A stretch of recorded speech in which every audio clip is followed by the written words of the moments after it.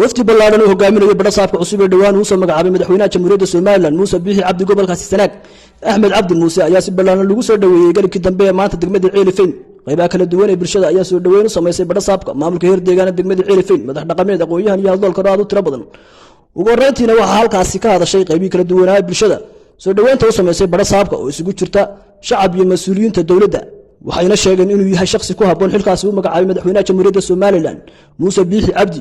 ugu dambeyntiina waxa halkaasi hadallo mahadnaqa ka jeediyay badhasaabka cusub ee loo soo magacaabay gobolka sanag axmed cabdi muuse alamin xaaladeeda nabadgelyo aad iyo aad bay u fiican tahay wuxuu bay u baahan tahay in yaro istabarraacina intaasna insha Allah bismillaahi kariim kii dhameystiri lahaa inaad tahay dadku qalbi furan iyo niyad farax leh ay gudoomiye kugu soo dhaweynayaan waanu kula shaqaynaynaa garbahaagii baan noqonaynaa shacabka waxaan ugu baaqayaa gobolka sanag shakhsigii ku haboonaaba gobolka loo soo magacaabay garbuu baahan yahay garbuu ku duula hadii gobolka laga helo gobolku wuu dhaqaaqayaa waxaan bartan ku soo dhaweynaynaa badhasaabka cusub ee gobolka sanag axmed cabdi muuse oo aan munaasabad kooban ugu qabanay degmada celafweyn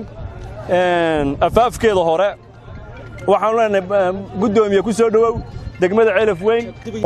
sanag dhamaantood oo mahad celinaya soo dhaweynta balaadhan ee u sameeyeen badhasaabka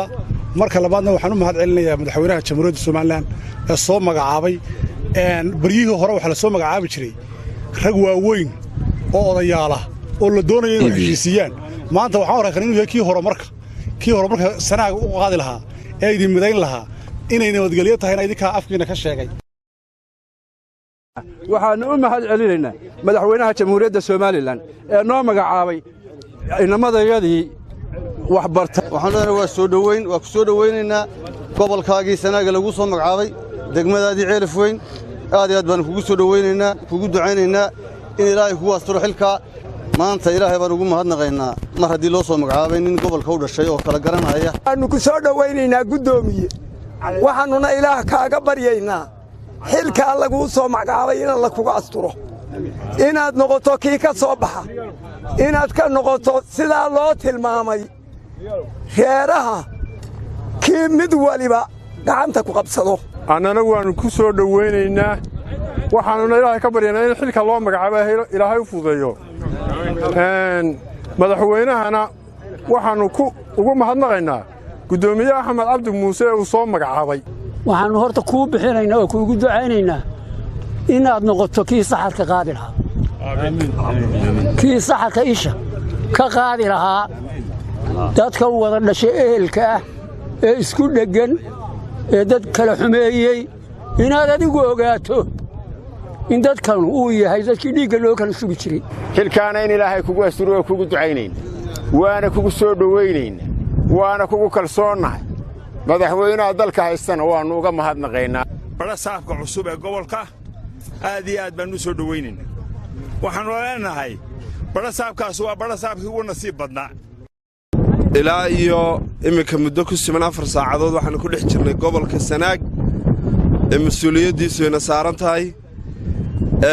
waxaan aad iyo aad idinka mahad celinayaa dareenka shucuurta wata ee aad nagu soo dhaweyseen gaar ahaan reer celafweyn oo aan galabta la joogo waxaynu ilaahay idankii ka dadaalaynaa ilaahayna ka baryaynaa inuu inala qabto inaynu halkaa wax taagan yihiin hore uga sii maraan nabadgelyada iyo deegaankaba waynu ka shaqayn doonnaa insha Allah bismillaahi kariim wixii xun ee fitan wadana meel baynu uga soo wada jeesan doonnaa qof xumi qolo maaha cid walba waa ku jira kaana gacan biraynu insha Allah bismillaahi kariim iskaga qaban doonnaa uma heedhi waalayn doonno uma maxaanku yiraahdaa laba boglayn doono qofkii xun waa qof xun nabadgelyada laga qabanaya deegaanka laga qabanaya badhasaabka maxamed laanta afka Soomaaliga CBA degmada celafweyn